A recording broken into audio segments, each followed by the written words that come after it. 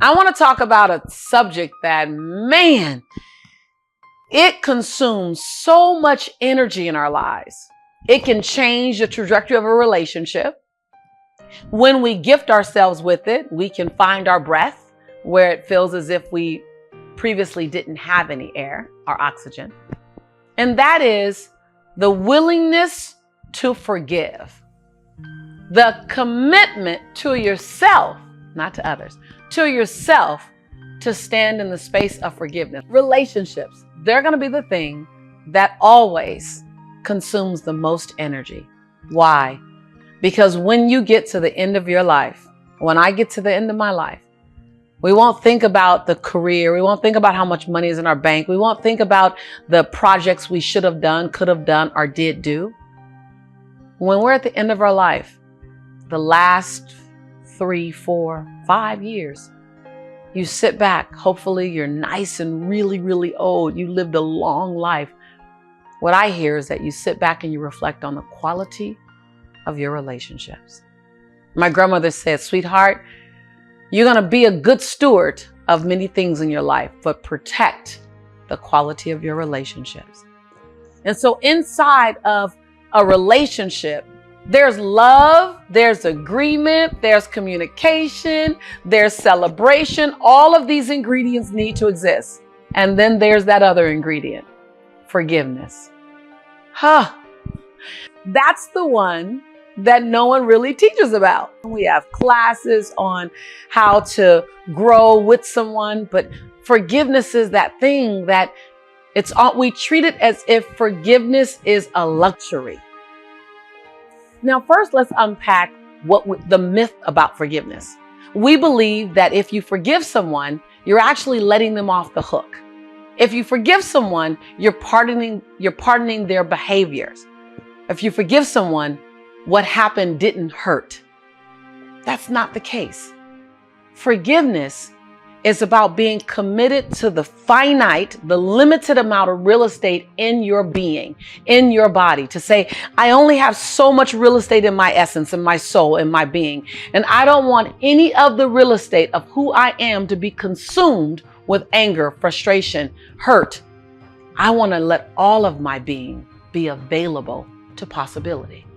Forgiveness isn't about pardoning someone's behavior. Forgiveness is about expanding your compassion, recognizing that we're all having an imperfect human experience. I'll say that again. We're all having an imperfect human experience. When I would be violated, and my God, I've been violated on so many different occasions, whether it was betrayal, whether it was lied to, whether it was stolen from, all the things that happen in life. Because when you're having a human experience with imperfect people, you're going to have breakdown. And what a friend of mine once said is, the bigger you play, the bigger your breakdowns. And if you're not having breakdowns, you're not playing big enough. Whew, man, did I need to hear that. That's loving big enough. That's risking big enough. You're going to have breakdown. Redemption from breakdown lives in forgiveness. But forgiveness comes rooted in compassion. And when you can step back and go, hold on, there are good people all the time who make poor decisions. And it doesn't mean you sign up to be betrayed again, but it does mean you give yourself permission to access forgiveness. Forgiveness says that I am willing to understand that in a perfect moment, you made an imperfect decision. And I was on the other side of that.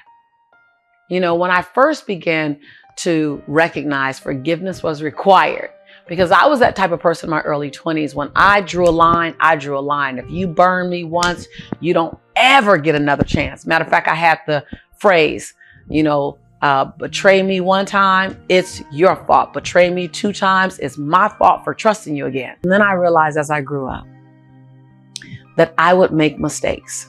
And I knew that I was a good person. So if I make mistakes and I know that I'm a good person, what about the people in my life as well? Again, not pardoning their behavior. Give someone the grace of forgiveness, of understanding, of compassion. Step out of your shoes and step into theirs for a moment. Oftentimes I realized that I was judging people through my lenses, but I never took the time to go and look at life through their lenses. When I did that, I didn't pardon, but I understood their perspective. So this is just an invitation.